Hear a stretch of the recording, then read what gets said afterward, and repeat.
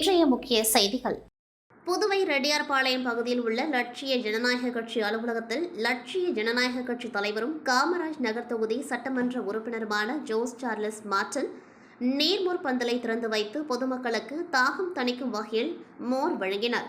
இந்நிகழ்வில் முன்னாள் சட்டமன்ற உறுப்பினர் ரிச்சர்ட் ஜான்குமார், லட்சிய ஜனநாயக கட்சி பொதுச் செயலாளர் டாக்டர் துரைசாமி, ஒருங்கிணைப்பாளர் பழனி, தொழிலாளர் அணி மாநில செயலாளர் திசோல் உள்ளிட்ட நிர்வாகிகள் கலந்து கொண்டார்கள்.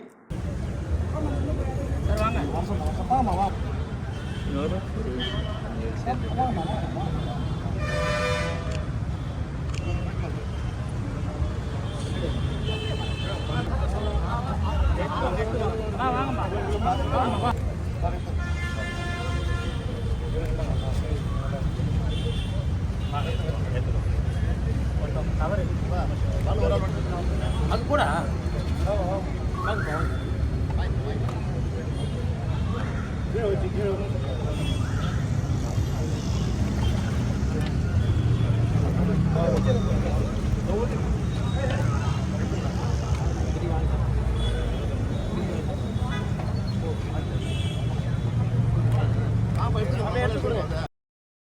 புதுவை காமராஜ் நகர் தொகுதி சட்டமன்ற உறுப்பினரும் லட்சிய ஜனநாயக கட்சியின் தலைவருமான ஜோஸ் சார்லஸ் மார்டன் அண்மையில் நடைபெற்ற சட்டப்பேரவைத் தேர்தலில் அதிக வாக்குகள் வித்தியாசத்தில் வெற்றி பெற்றதை அடுத்து பொதுமக்களுக்கு நன்றி தெரிவிக்கும் வகையில் சிறப்பு நிகழ்ச்சியில் பங்கேற்றார். இதனை அடுத்து சாரம் பகுதியில் அமைந்துள்ள வள்ளி தேவசேனா சுப்பிரமணிய சுவாமி ஆலயத்தில் நடைபெற்ற நிகழ்வில் அப்பகுதி பொதுமக்களுக்கு தனது கைகளால் அறுசுவை விருந்தை பரிமாறினார். மேலும் ஆலயத்தில் சேவையாற்றி வரும் பணியாளர்கள் மற்றும் தன்னார்வலர்களுக்கு நினைவு பரிசுகளை வழங்கி அவர்களின் சேவையை பாராட்டினர். லட்சிய ஜனநாயக கட்சியின் மாநில செயலாளர் ரவி ஏற்பாட்டில் நடைபெற்ற இந்நிகழ்வில் முன்னாள் சட்டமன்ற உறுப்பினர் ரிச்சர்ட் ஜான்குமார், கட்சி நிர்வாகிகள், தொண்டர்கள் மற்றும் ஏராளமான பொதுமக்கள் கலந்து கொண்டார்கள். புதுச்சேரியை இந்தியாவின் முதல் இதய பாதுகாப்பு ஒன்றிய பிரதேசமாக உருவாக்கும் முன்னெடுப்பு. உயிர்காக்கும் கரங்கள், உயிர்காக்கும் திறன் பயிற்சி. புதுவை ரெட்டியார்பாளையம் பகுதியில் உள்ள லட்சிய ஜனநாயக கட்சி தலைமை அலுவலகத்தில் நடைபெறும் சிபிஆர் பயிற்சியில் லட்சிய ஜனநாயக கட்சி தலைவரும் காமராஜ் நகர் தொகுதி சட்டமன்ற உறுப்பினருமான ஜோஸ் சார்லஸ் மார்டன் கலந்து கொண்டு நிகழ்வினை துவக்கி வைத்தார். இந்நிகழ்வில் முன்னாள் சட்டமன்ற உறுப்பினர் ரிச்சர்ட் ஜான்குமார், லட்சிய ஜனநாயக கட்சி பொதுச் செயலாளர் டாக்டர் துரைசாமி, ஒருங்கிணைப்பாளர் பழனி உள்ளிட்ட கட்சி நிர்வாகிகள் கலந்து கொண்டார்கள்.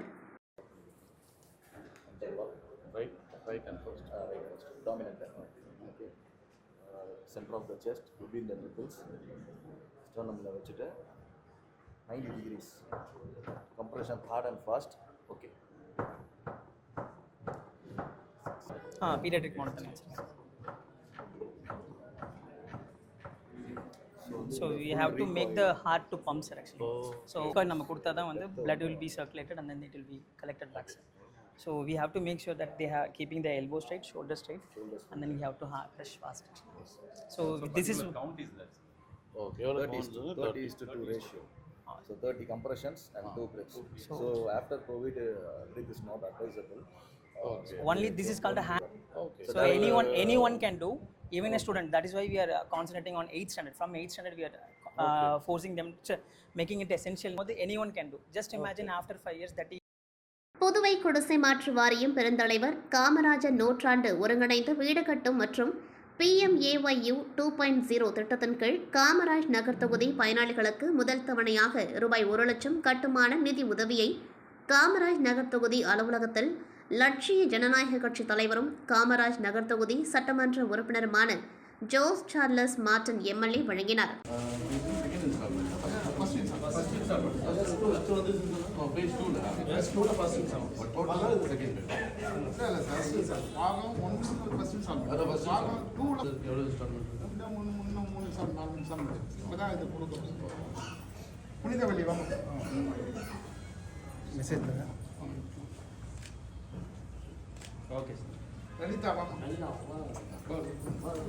நீங்க வந்துருங்கம்மா, நீங்க வந்து எல்லாம் சேர்ந்து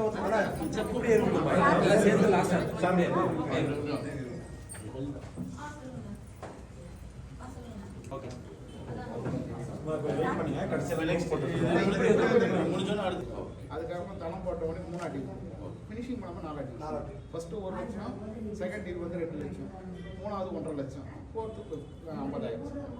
Total 5 lakhs. Okay. Satya.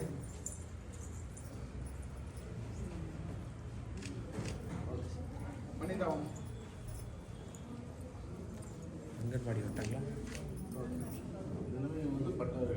ஆமாம் சார், நமக்கு ஃபோட்டோ ஃபோட்டோ அப்படியே எல்லாரும் எல்லாரும்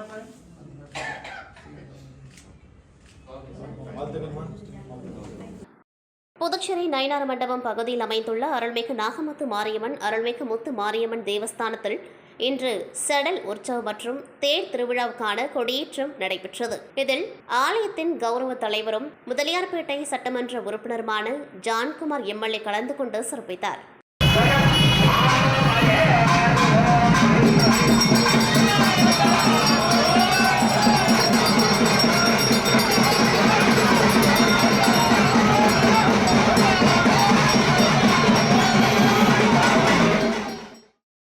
புதுச்சேரி நகராட்சியில் அடிக்காசு வசூலிக்கும் முறையை மீண்டும் அமல்படுத்த முடிவு செய்யப்பட்டுள்ளது.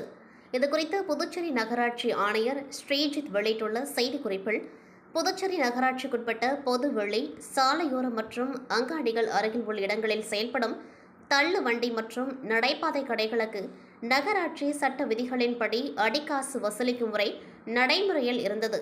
ஆண்டுதோறும் மின்னணு ஏலம் மூலம் ஒப்பந்ததாரர்கள் தேர்வு செய்யப்பட்டு நகராட்சி சார்பில் அடிக்காசு வசூலிக்கப்பட்டு வந்தது. இந்நிலையில் கடந்த ஆண்டு ஆகஸ்ட் மாதம் முதல் அடிக்காசு வசூல் முறை நிறுத்தி வைக்கப்பட்டது. தற்போது சாலையோரத்தில் எண்ணற்ற கடைகள் வந்ததை தொடர்ந்து அதனை கட்டுப்படுத்தும் விதமாக மீண்டும் அடிக்காசு வசூலிக்கும் முறையை நகராட்சி அமல்படுத்த முடிவு செய்துள்ளது. அதற்கான கடந்த மாதம் 22ஆம் தேதி நடந்த ஏலத்தில் புதிய ஒப்பந்ததாரர்கள் நியமிக்கப்பட்டனர். எனவே கடந்த 1ஆம் தேதி முதல் நகராட்சியால் அங்கீகரிக்கப்பட்ட ஒப்பந்ததாரர்கள் மூலம் அடிக்காசு ஒரு சதுர மீட்டருக்கு 20 ரூபாய் வீதம் வசூல் செய்யப்படும் என குறிப்பிடப்பட்டுள்ளது.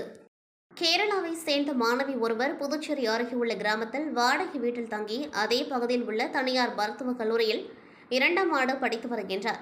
இவர் நேற்று முன்தினம் இரவு குளித்துவிட்டு கதவின் மேல் இருந்த துணிகளை எடுத்தபொழுது மறுபுறத்தில் இருந்து ஆண் நபர் மொபைல் போனில் வீடியோ எடுப்பதை கண்டு திடுக்கிட்டார். உடன் கதவை திறந்து வெளியே வந்ததும் அந்த நபர் மொபைல் போனுடன் மாயமானார். இதுகுறித்து மாணவி கீழ்த்தளத்தில் வசிக்கும் வீட்டின் உரிமையாளருடன் 2ஆம் தளத்தில் வசிக்கும் முதுநிலை மருத்துவ மாணவரிடம் விசாரித்தார். ஆனால் அந்த மாணவர் மறுத்துவிட்டார். அவரது மொபைல் போனை சோதனை செய்த பொழுது அதில் சமீபத்திய பதிவு நீக்கியிருப்பது தெரிய வந்தது. இதனால் அழிக்கப்பட்ட வீடியோ பதிவுகள் வேறு ஏதேனும் எலக்ட்ரானிக் சாதனங்களுக்கு மாற்றிருக்கலாம் என சந்தேகிப்பதாக அந்த மாணவி நேற்று சைபர் கிரைம் போலீசில் புகார் அளித்தார். அதன் பேரில் போலீசார் வழக்கு பதிந்து மாணவி குளித்ததை டாக்டர் வீடியோ எடுத்தாரா, அந்த பதிவு வேறு ஏதேனும் எலக்ட்ரானிக் சாதனத்திற்கு மாற்றி உள்ளாரா என்பது குறித்து விசாரித்து வருகின்றனர். இதேபோல வம்பாக்கீரபாளையத்தை சேர்ந்த பெண்ணை மர்ம நபர் ஒருவர் ஆபாசமாக சித்தரித்து சமூக வலைதளங்களில் பதிவேற்றம் செய்துள்ளார். இந்த பதிவை நீக்க வேண்டி அந்த பெண் சைபர் கிரைம் போலீசில் புகார் அளித்துள்ளார். அதன் பேரில் போலீசார் விசாரித்து வருகின்றனர். பருவமழை நெருங்கும் நிலையில் காமராஜ் நகர் தொகுதியில் மழைக்கால முன்னெச்சரிக்கைகள் நடவடிக்கைகள் குறித்து பொதுப்பணித்துறை பொறியாளர் லூயிஸ் பிரகாசம் உள்ளிட்டோருடன் லட்சிய ஜனநாயக கட்சி தலைவரும் காமராஜ் நகர் தொகுதி சட்டமன்ற உறுப்பினருமான ஜோஸ் சார்லஸ் மார்டின் ஆலோசனை மேற்கொண்டார். பொதுமக்கள் பாதிக்காத வண்ணம் நடவடிக்கை மேற்கொள்ள உத்தரவிட்டார். மேலும் காமராஜ் நகர் தொகுதியில் தனது சொந்த செலவில் வாய்க்கால்களை தூர்வாரவும் லட்சிய ஜனநாயக கட்சி தலைவரும் காமராஜ் நகர் தொகுதி சட்டமன்ற உறுப்பினருமான ஜோஸ் சார்லஸ் மார்டின் நடவடிக்கை எடுத்துள்ளார். ஓசட தொகுதிக்குட்பட்ட 10 கண்ட சந்திப்பில் ராஜீவ்காந்தி பஞ்சாயத்து ராஜ் சங்கத்தின் மற்றும் புதுச்சேரி சக்தி அபியான் சார்பில் ஜனநாயகம், இந்திய அரசியலமைப்பு மற்றும் மக்களின் அடிப்படை உரிமைகளை பாதுகாக்க வலியுறுத்தி லோக்தந்திர பஞ்சாப் சத்தியாகிரகம் என்ற அமைதி வழி மக்கள் போராட்டம் நடைபெற்றது. இந்த போராட்டத்தில் புதுச்சேரி பிரதேச காங்கிரஸ் தலைவர் வைத்திலிங்கம் எம்பி, முன்னாள் முதலமைச்சர் நாராயணசாமி, தொகுதி சட்டமன்ற உறுப்பினர் கார்த்திகேயன் உள்ளிட்டோர் கலந்து கொண்டார்கள். தேர்தல் முறைகேடுகளை தடுக்க வேண்டும், நீட் தேர்வு வினாத்தாள் கசிவுக்கு முற்றுப்புள்ளி வைக்க வேண்டும், பஞ்சாயத்து ராஜ் அமைப்புகளின் அதிகாரங்களை பாதுகாக்க வேண்டும் உள்ளிட்ட பல்வேறு கோரிக்கைகள் வலியுறுத்தப்பட்டன. வில்லியனூர் தொகுதிக்குட்பட்ட சுல்தான்பேட்டை காய்தி மில்லத் அரசு மேல்நிலைப்பள்ளி அருகே நீட் தேர்வு வினாத்தாள் கசிவு மற்றும் தேர்வு முறைகேடுகளை கண்டித்தும் நீட் தேர்வை ரத்து செய்ய வலியுறுத்தியும் காங்கிரஸ் கட்சி சார்பில் மாணவர்களிடையே விழிப்புணர்வு நிகழ்ச்சி நடைபெற்றது. ராகுல் காந்தியின் மாணவர்களின் குரல் நாடு தழுவிய இயக்கத்தின் ஒரு பகுதியாக நடைபெற்ற இந்த நிகழ்ச்சியில் புதுவை பிரதேச காங்கிரஸ் தலைவர் வைத்திலிங்கம், முன்னாள் முதலமைச்சர் நாராயணசாமி உள்ளிட்டோர் கலந்து கொண்டு மாணவர்களிடம் விழிப்புணர்வு ஏற்படுத்தினர். காரைக்காலில் செய்தியாளர்களை சந்தித்த திருபுவனை தொகுதி தமிழக வெற்றிக் கழக எம்எல்ஏ சாய் ஜி சரவணகுமார், அரசியலமைப்பு சட்டப்படி முதலமைச்சரை அனைத்து துறைகளையும் வைத்துக் கொள்ள முடியும் என்றும் அமைச்சர்களுக்கு கீழாக ஒதுக்குவது கட்டாயம் அல்ல என்றும் தெரிவித்தார். மேலும் சபாநாயகர் தேர்தல் நடத்த எதிர்க்கட்சிகள் போராட்டம் நடத்தினால் அதில் தாங்களும் பங்கேற்போம் என கூறினார். தட்டாஞ்சாவடி இடைத்தேர்தலில் தாவிக வேட்பாளர் வெற்றி பெறுவார் என்ற நம்பிக்கையும் தெரிவித்தார். கர்நாடகாவின் மேகதாது அணை தொடர்பான கேள்விக்கு பதிலளிக்காமல் அவர் அங்கிருந்து சென்றது பரபரப்பை ஏற்படுத்தியது. புதுச்சேரியில் அமைச்சர்களுக்கு இலாக்கா ஒதுக்கீடு செய்யப்படாததையும் சபாநாயகர் தேர்தல் நடத்தப்படாததையும் கண்டித்து 10 ரூபாய் சட்ட இயக்கம் சார்பில் அண்ணா சிலை அருகே கண்டன ஆர்ப்பாட்டம் நடைபெற்றது. இயக்கத் தலைவர் ரகுநாதன் தலைமையில் நடைபெற்ற போராட்டத்தில் அமைச்சர்களுக்கு உடனடியாக இலாக்கா ஒதுக்கீடு செய்து சபாநாயகர் தேர்தலை நடத்த வேண்டுமென வலியுறுத்தப்பட்டது. கோரிக்கைகள் நிறைவேற்றப்படாவிட்டால் நீதிமன்றத்தை அணுகுவதோடு தொடர் போராட்டங்களும் நடத்தப்படும் என இயக்கம் எச்சரிக்கை விடுத்தது. உழவர்கரை நகராட்சி ஊழியர்கள் மற்றும் ஓய்வூதியர்களுக்கு 7வது ஊதியக் குழுவின் 33 மாத நிலுவைச் சம்பளத்தை முழுமையாக வழங்கக் கோரி நகராட்சி அலுவலகம் முன்பு கண்டன ஆர்ப்பாட்டம் நடைபெற்றது.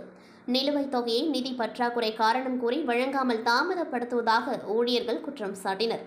மேலும் நகராட்சியில் காலியாக உள்ள முக்கிய பணியிடங்களை நிரப்பி நிலுவை சம்பளத்தை ஒரே தவணையில் உடனடியாக வழங்க வேண்டுமென வலியுறுத்தினர். புதுச்சேரி மற்றும் காரைக்காலில் உள்ள அரசு கலை மற்றும் அறிவியல் கல்லூரிகளில் பல ஆண்டுகளாக ஒப்பந்த அடிப்படையில் பணியாற்றும் பேராசிரியர்களை நீக்கிவிட்டு புதிய ஒப்பந்த நியமனங்களை மேற்கொள்ளும் அரசின் நடவடிக்கைக்கு தேசிய மக்கள் முன்னணி கடும் கண்டனம் தெரிவித்துள்ளது. பல ஆண்டுகளாக குறைந்த ஊதியத்தில் பணியாற்றி வரும் ஒப்பந்த பேராசிரியர்களை உடனடியாக பணி நிரந்தரம் செய்ய வேண்டும் என்றும், இல்லையெனில் அரசு கல்லூரி மாணவர்களை ஒருங்கிணைத்து மாநிலம் முழுவதும் போராட்டம் நடத்தப்படும் என்றும் தேசிய மக்கள் முன்னணி தலைவர் சாமிநாதன் எச்சரிக்கை விடுத்துள்ளார். திருநள்ளாறு பகுதியைச் சேர்ந்த தேசிய விருது பெற்ற சிற்பி ராமகிருஷ்ணனை தேசிய விருது பெற்ற கலைஞர்களை கௌரவிக்கும் நிகழ்ச்சியில் புதுச்சேரி அரசு சார்பில் ரூபாய் 1 லட்சம் பரிசுத் தொகை வழங்கி சிறப்பித்தது. சிறு வயதிலிருந்தே சிற்பக்கலையில் ஆர்வம் கொண்ட ராமகிருஷ்ணன் மகாபலிபுரம் சிற்பக் கல்லூரியில் பயின்று புகழ்பெற்ற ஸ்தபதி கணபதி ஸ்தபதியிடம் பயிற்சி பெற்றவர். 1990ஆம் ஆண்டு தேசிய விருதும் 2010ஆம் ஆண்டு புதுச்சேரி கலைமாமணி விருதும் பெற்றுள்ள அவர் இந்திய அரசின் சார்பில் வெளிநாடுகளிலும் சிற்பக்கலை செய்முறை விளக்கங்களை வழங்கியுள்ளார். கௌரவித்த முதலமைச்சர் ரங்கசாமி மற்றும் அமைச்சர் ராஜசேகரன் அவர்களுக்கு சிற்பி ராமகிருஷ்ணன் தனது நன்றியை தெரிவித்தார். மணவெளி தொகுதிக்குட்பட்ட தவளகுப்பம் 4 முனை சந்திப்பிலிருந்து ஹாட் டீ பெஞ்ச் கடை வரை புதுச்சேரி கடலூர் தேசிய நெடுஞ்சாலையின் கிழக்கு பகுதியில் யூ வடிவ வடிகால் வசதிகளை மறுசீரமைக்கும் பணிக்கான பூமி பூஜை நடைபெற்றது. புதுச்சேரி பொதுப்பணித்துறை தேசிய நெடுஞ்சாலை கோட்டம் சார்பில் ரூபாய் 36.86 லட்சம் திட்ட மதிப்பீட்டில் ரூபாய் 32.13 லட்சம் ஒப்பந்த மதிப்பில் மேற்கொள்ளப்படும் இந்த பணியை மணவெளி தொகுதி சட்டமன்ற உறுப்பினர் ராமு பூமி பூஜை செய்து துவக்கி வைத்தார். நிகழ்ச்சியில் பொதுப்பணித்துறை தேசிய நெடுஞ்சாலை கோட்ட செயற்பொறியாளர் ஸ்ரீனிவாசராம், உதவி பொறியாளர் சிவபிரகாசம், இளநிலை பொறியாளர் கிருஷ்ணகுமார் உள்ளிட்ட அதிகாரிகள், தமிழக வெற்றிக் கழக நிர்வாகிகள் மற்றும் ஏராளமான பொதுமக்கள் கலந்து கொண்டார்கள். புதுச்சேரி யூனியன் பிரதேசத்தில் அனைத்து வகை பள்ளிகளும் 7 சனிக்கிழமைகளில் இயங்கும் என்று மாநில பள்ளிக் கல்வித்துறை இணை இயக்குநர் சிவகாமி சுற்றறிக்கை அனுப்பியுள்ளார். இது தொடர்பாக அவர் அனுப்பியுள்ள சுற்றறிக்கையில் வெப்ப அலை காரணமாக அளிக்கப்பட்ட விடுமுறை நாட்களை ஈடு செய்ய 7 சனிக்கிழமைகளில் பள்ளிகள் ஈடு செய்ய வேலை நாட்களாக இயங்கும். சனிக்கிழமை வேலை நாட்கள் விவரம் 11/7/2026, 1/8/2026, 22/8/2026, 5/9/2026, 1/10/2026, 14/11/2026, 28/11/2026 இந்த 7 நாட்களும் அரசு நிதி உதவி பெறும் தனியார் பள்ளிகள் அனைத்தும் இயங்கும். மேலும் மாஹி பிராந்தியத்தில் வெப்ப அலை காரணமாக கூடுதலாக 3 நாட்கள் விடுமுறை அளிக்கப்பட்டது. அதனால் அந்த பிராந்தியத்தில் கூடுதலாக 3 சனிக்கிழமைகள் வேலை நாட்களாக இருக்கும் என்றும் அந்த சுற்றறிக்கையில் தெரிவிக்கப்பட்டுள்ளது. இத்துடன் செய்திகள் நிறைவடைகின்றது. நன்றி, வணக்கம்.